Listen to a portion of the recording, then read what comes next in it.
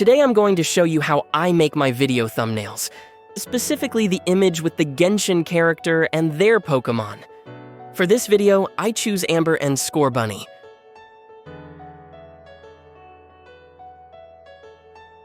Typically, the images are 1280 by 720, but sometimes if you can find higher resolution images, you can get away with larger sizes. Let's see what we can find. I'll search for Amber first. When looking for a good image, I'm considering the pose and camera angle. I also prefer the more official-looking art. This one here is really good. Some of these other ones, they don't quite have it.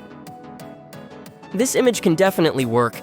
Her pose kinda dominates the frame though. She needs to have a pose as if she is sharing the picture. So let's take a look at Scorbunny art. It can be tricky finding a quality image for Pokemon.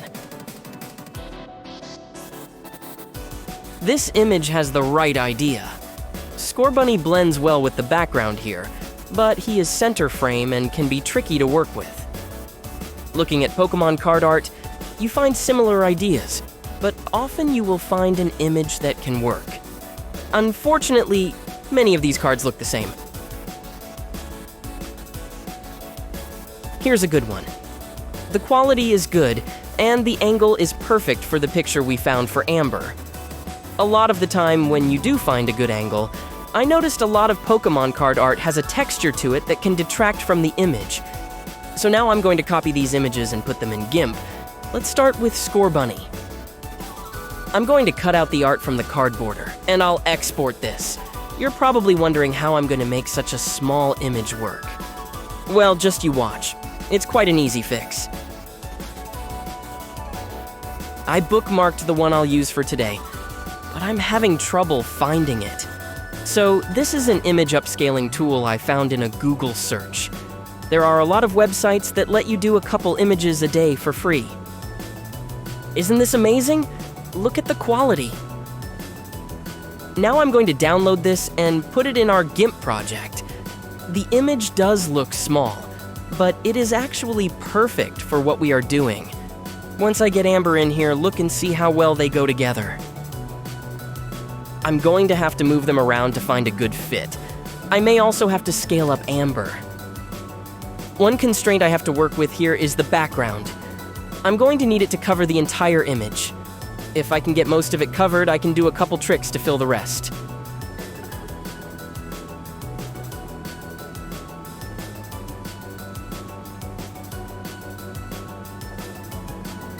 It may be tricky to get everything in the perfect spot.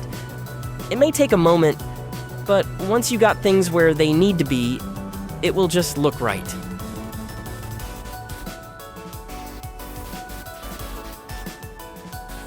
That looks good enough. Now what I'll do is grab a section of the background and mirror it. With a little cleanup, it will look like it was always there.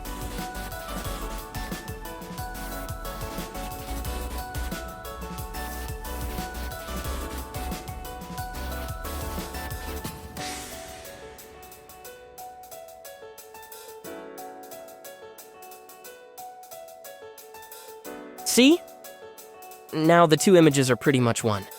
There are some other tricks I would like to employ to make this companionship look more natural. What I'll do now is create some bloom effects. I may add a slight shadow and maybe some overhead lighting. We'll see as we go. To create this bloom effect, I take the eyedropper tool and paint some of the surrounding color over the subject of the picture. You don't want too much, but just enough where when it is blurred, it will look like the subject is connected with the background environment.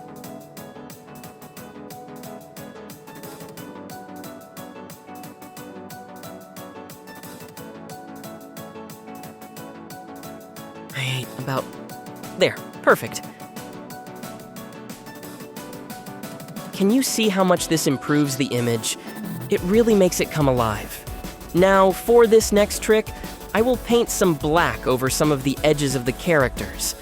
I'll then do a zoom blur effect to make a shadow. This isn't always necessary, but it can be a slight detail that can make the image more believable. For this to work, You have to be careful with how heavy you want the shadows to be. In this case, I want them barely visible. That should do. Now, I'm going to experiment with the lighting. The image may actually need a bit more shadow at the bottom, rather than more light at the top. You never really know until you test it out.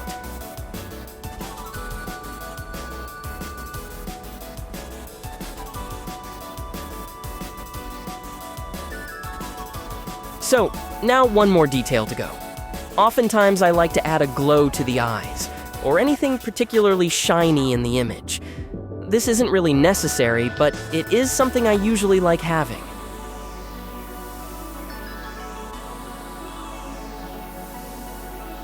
You're going to want it transparent. It's supposed to be subtle. And that's it. The image is complete. Thank you for watching and supporting my channel.